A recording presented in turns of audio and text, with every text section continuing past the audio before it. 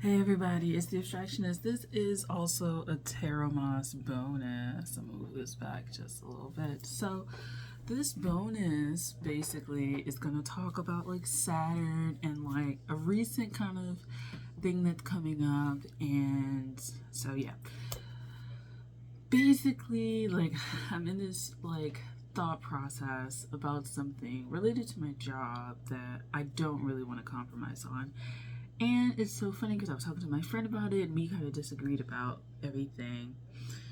But what's really getting me through, low key, like, is I'm watching these analyses of Jane Austen and like the analysis of like the characters and analysis of like the plot and stuff like that, but really like the characters and relationships and society in that time. And I find it so relevant to what I am like processing with regards to like relationships, power dynamics, compromise, lack thereof, and like different choices that we make and where that leads like individuals, these choices, the idea of like humility, of ego, things like that. And so it's kind of funny because I just feel like for my Saturn return, like it's a very interesting thing because I've watched like 6 or 7 of these like episodes now, if not like fully, like in part.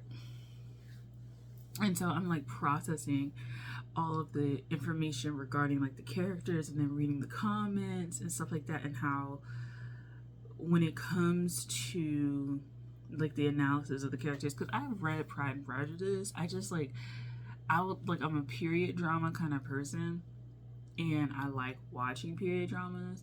But what I found was in watching these analysis, like all of these analysis of the characters and the plots and stuff like that, like it really opened my eyes into the ways in which it was kind of very blatantly explained, but like I guess you have to take time to like grow up essentially to kind of see the layers of perspectives.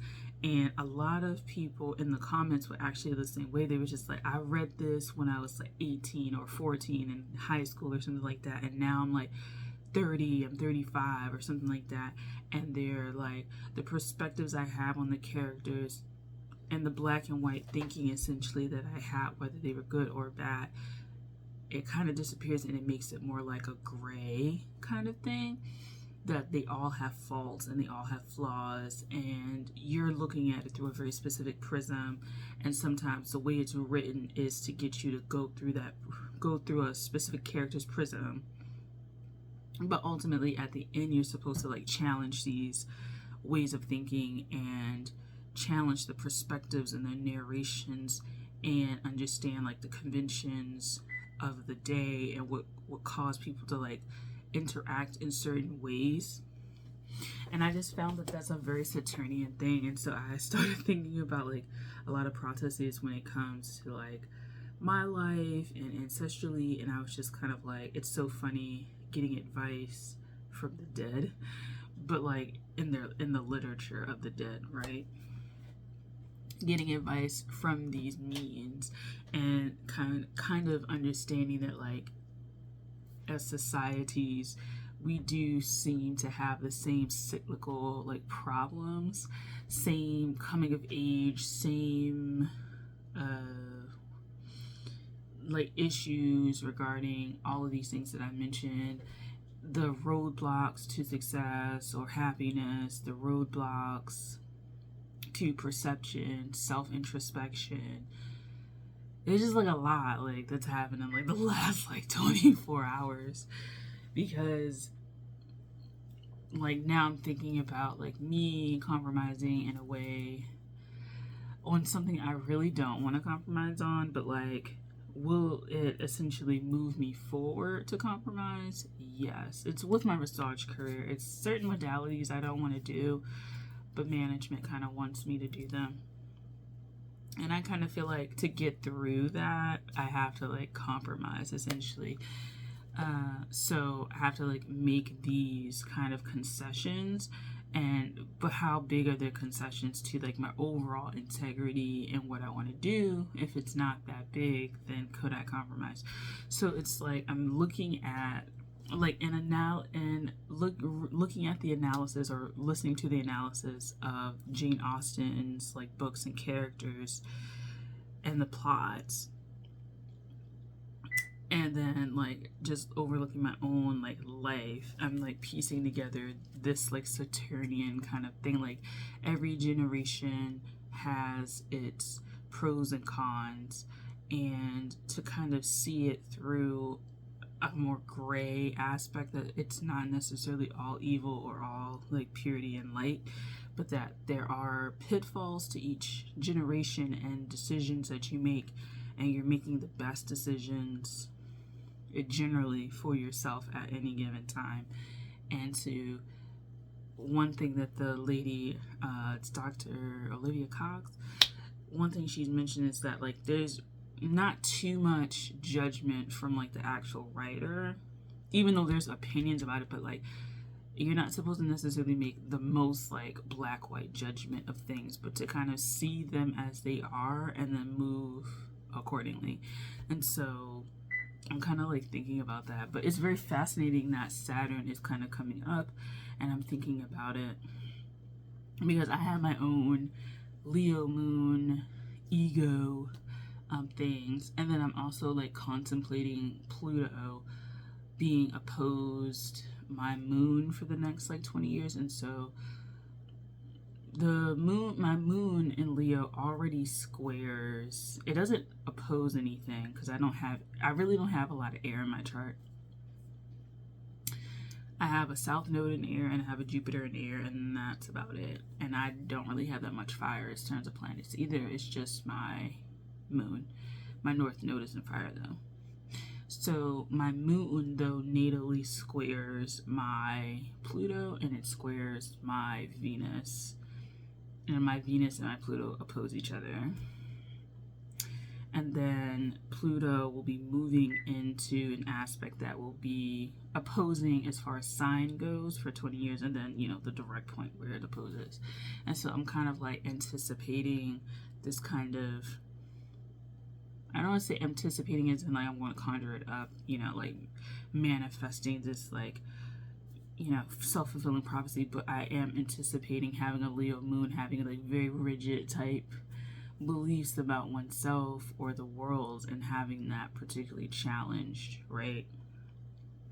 And the idea that it's a microcosm, like what I see in society perhaps is also going on within myself, and analyzing like what's going on within myself essentially. Because in my chart I have aspects that will lend myself to like self-denial or understanding a projection on the outside, as far as like projections that happen to others but not necessarily to myself, or my projections on others. And so I'm kind of like wading through that kind of thing. So it's very interesting, maybe because I also major in history, so I really enjoy like these videos that she's putting out. But I've been watching them, listening to them for like the last like few hours, so I'm really like into it. But yeah, that's basically something else that's coming up. So essentially like getting over pride under the guise of dignity, and moving forward with plans to get where I need to go, and kind of like whatever. That isn't to say that it's just like the bar is just like gone, you know, the standards are gone, but it's just like how much pride, how much dignity are you saying that you have, and is it going to get in the way of what you want? Especially if it's not really a compromise of your dignity, of your morals, of your standards, then can you nix it? Can you like ditch it? And I think that Saturn also kind of puts you in positions where like that will be tested. I also want to do a video on Venus, because I feel like Venus represents like dignity, and because I have such a hard aspect to my Venus, right? It squares my moon, and then it opposes Pluto, right? So societal expectations, am I filtering that through a certain fatalist lens of feeling attacked or something like that, and immediately having to defend oneself, or having such walls up that I emotionally am not capable of transformation?